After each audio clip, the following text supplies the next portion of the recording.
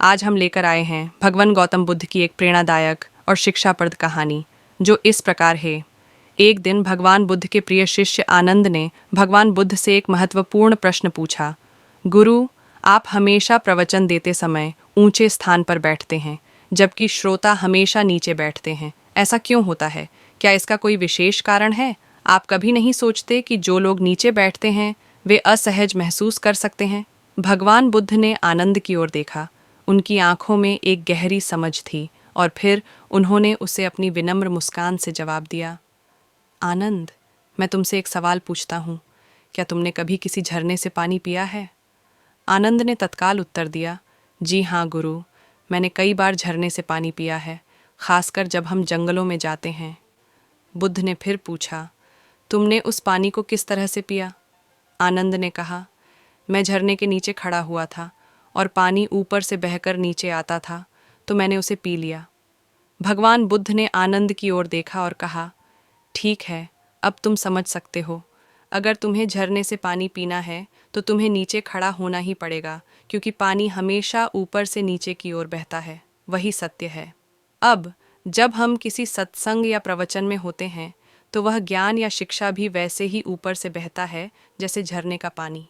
वक्ता ऊंचे स्थान पर बैठकर हमें शुद्ध ज्ञान देता है और हमें इसे ग्रहण करने के लिए विनम्रता से नीचे बैठना होता है। बुद्ध ने आगे विस्तार से समझाया, इसका उद्देश्य केवल शारीरिक स्थिति नहीं है, यह एक मानसिक अवस्था है जो हमें दिखाती है कि जीवन में अच्छे विचारों को प्राप्त करने के लिए हमें अपने अहंकार और घमंड को दूर करना होता है। जब हम नीचे बैठते हैं तो हम इस बात को स्वीकार करते हैं कि हमें सीखने की आवश्यकता है। यह हमारे मन और हृदय को खुला रखता है ताकि हम जीवन के सच्चे संदेशों को आत्मसात कर सकें। यदि हम ऊपर बैठते हैं तो हम अनजाने में यह जताते हैं कि हम सब कुछ जानते हैं और इस प्रकार ज्ञान को ग्रहण करने की हमारी क्षमता कम हो जाती है। बुद्ध ने आनंद से कहा, झरने से पानी पीने के लिए तुम्हें नीचे खड़ा होना पड़ता है। ठीक वैसे ही जीवन के सच्चे ज्ञान को प्राप्त करने के लिए हमें विनम्र होना चाहिए।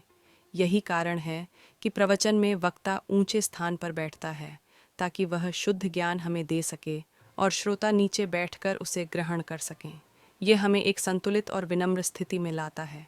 यह एक प्रतीक है कि हम घमंड और अहंकार से ऊपर उठकर सत्य और शुद्ध विचारों को स्वीकारने के लिए तैयार हैं।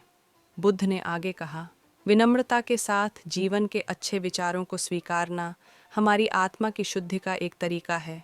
जब हम नीचे बैठते हैं तो हमारा अहंकार और घमंड धीरे धीरे हटने लगता है।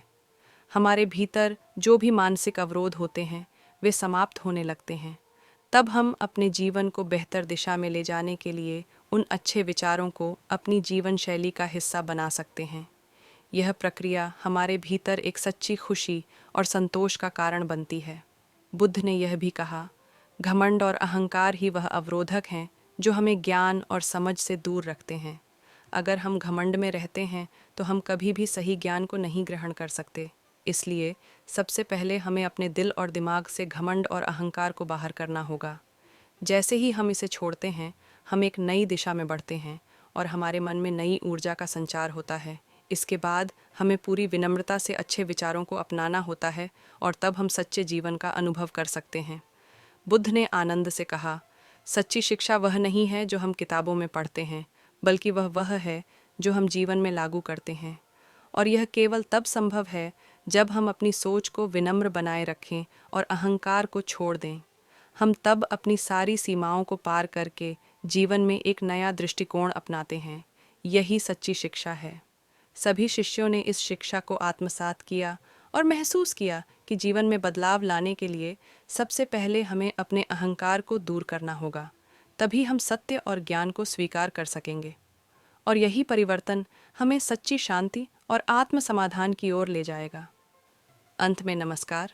आशा है आपको ये कहानी अच्छी लगी होगी।